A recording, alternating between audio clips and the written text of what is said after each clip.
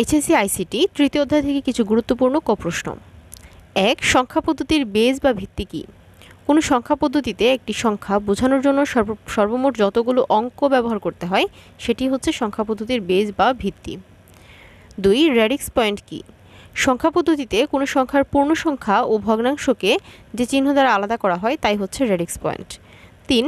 Bit কী? Binary অঙ্কের সংক্ষিপ্ত রূপ হলো বিট, যেমন 0 এবং 1।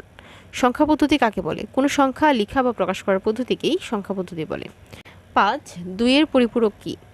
কোনো বাইনারি সংখ্যার 1কে 0 এবং 0কে 1 দিয়ে পরিবর্তন করে যে সংখ্যা পাওয়া যায় তার সাথে 1 যোগ করে যে বাইনারি সংখ্যা গঠন করা হয় তাই হচ্ছে 2 এর পরিপূরক। সাইন বিট বা চিহ্ন বিট কী?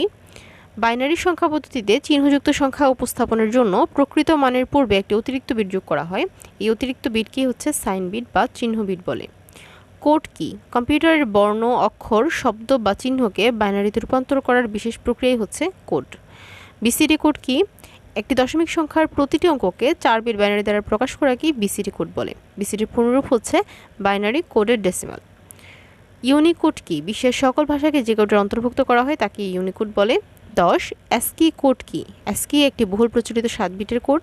অ্যাস্কির পূর্ণরূপ হচ্ছে American standard code for information interchange.